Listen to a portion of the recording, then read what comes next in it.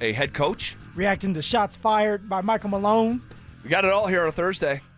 And we'll kind of go through some of this press conference audio. And I said going into the break, it's a rare, but maybe not so rare press conference from Josh Kroenke. Phil, when I tell you, we went at one point like 2.5 years without hearing from Josh Kroenke. He was MIA. Completely. And when there were big boy conversations that needed to be had, it was Tim Connolly, who would step up and do those. Michael Malone to a lesser degree. But yeah, for whatever reason, Josh Kroenke really, hadn't been around the way that you would hope, for a long time. And now he's been around more. He has been around more in the last 6 weeks than maybe the last 3 or 4 years put together. Good, Zach. Everybody needs to feel his presence. This is why do you think a father is so important in a kid's life? Because you need the balance. You need a mom and a dad. When the dad's not there, things go wrong. Vice versa too with the woman as well. But when dad is there, everything kind of stays in place. The presence alone can help with that. Josh Kroenke's the dad, and he needs to be around now. Yeah, and in a way that I have praised Greg Penner for. The unspoken level of accountability when the boss is ever present. And think about what things devolved to this year in a championship hopeful season.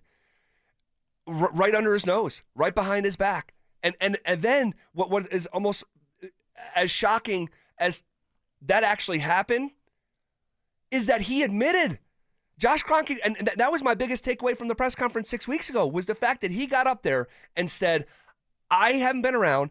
I need to be around more. I didn't realize that it got this bad, basically in so many words. An incredible admission. Which is what you wanted to hear. An owner, yeah. I wanted to hear it. It's like, take some accountability for what just went down here, where you had to fire the general manager and coach 3 days before the postseason started. And so now I'm expecting, just like I said before, I'm expecting Josh Kroenke to be around for a very long time. His presence alone, one, you're going to have to find out who your general manager is. Two, you're going to have to get with David Adelman and find out what's the plan, what's the vision on the court, what do you see with these players, what can we do, the scheme philosophy-wise, like what is it looking like for this year or this up and coming year? Yeah. All right, let's start going through this. This is Josh Kroenke announcing within the last 2 hours that they are, in fact, moving forward with David Adelman as the new head coach. But one of the things that I am very comfortable with, and hopefully our fan base has seen, was how the players came together and really rallied around our coaches and our coaching staff. And so we're going to be moving forward with David Adelman as our head coach, moving forward for next season and beyond. I think that the way the group really rallied around him and not only a different voice but a different style of communication was fantastic to see.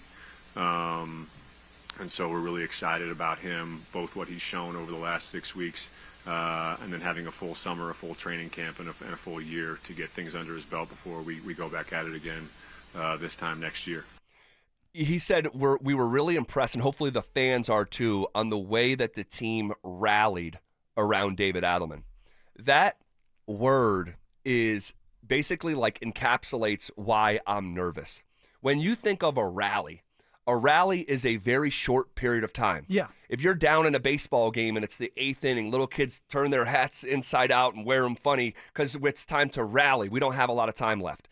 But a rally Vic Fangio would call it a false positive. You could get a false positive because the guy that had become toxic was removed from the situation. You rally over a short period of time, and my fear here is that the longer this timeline expands and the sample size increases for like a proper evaluation that we just don't have right now, it will reveal itself to be the wrong answer. Well, see, my pushback would be we're acting like David Adelman hasn't been in the building with these guys.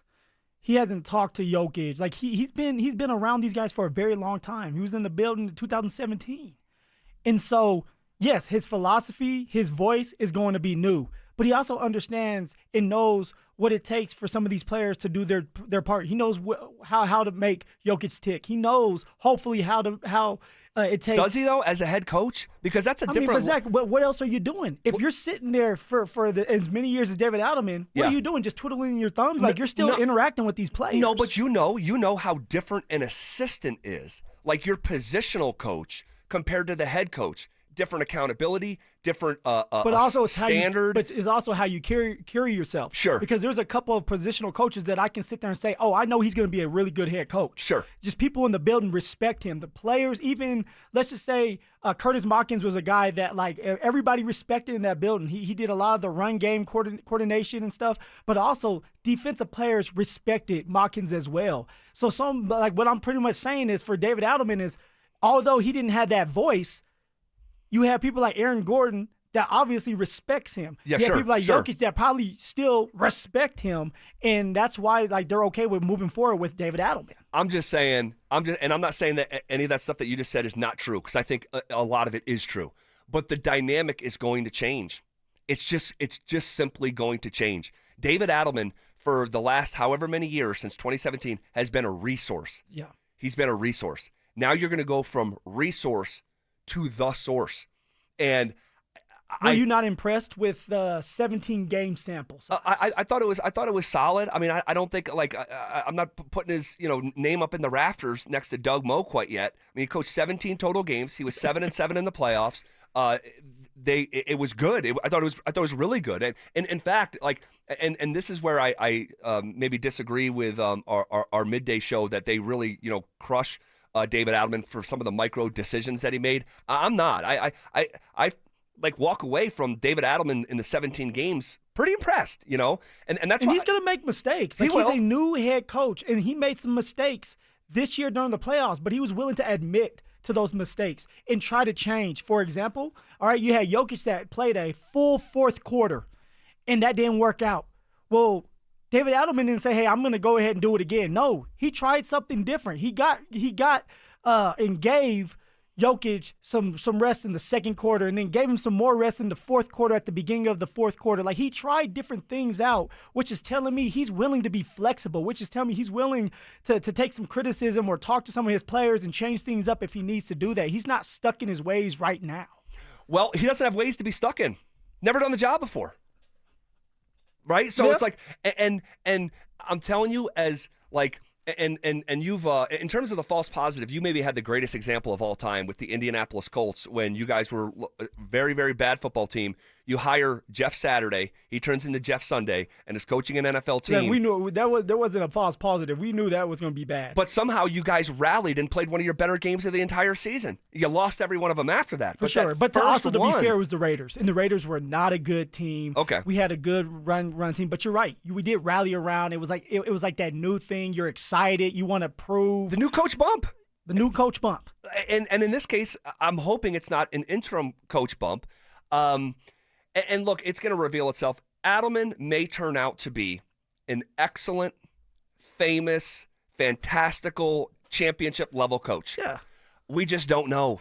We just don't know. And that uncertainty, considering how important this window of time is, it's just a little bit unnerving. And I can't get a good read on you. There's a lot of people that are very emotional, whether they're happy or they're mad. You seem like you're even keel right now with this decision. Yeah, I just this knew. Is a huge. You've said it yourself. This is a huge decision to make. It is for Jokic's It prime. is. It is. It is. And what I don't want to do, is tell everyone this is going to fail, because I don't know. I don't know if it's going to fail or not. So I'm not going to come on here and be screaming and yelling and saying this is terrible. This is the Nuggets are doomed, because I don't know. But what I will say is, based on that press conference, that there was not a search. And that's the only thing that I asked for during this process. I can agree with you on that. Which I believe is the most reasonable ask ever. The most reasonable. You have the best player walking planet Earth right now.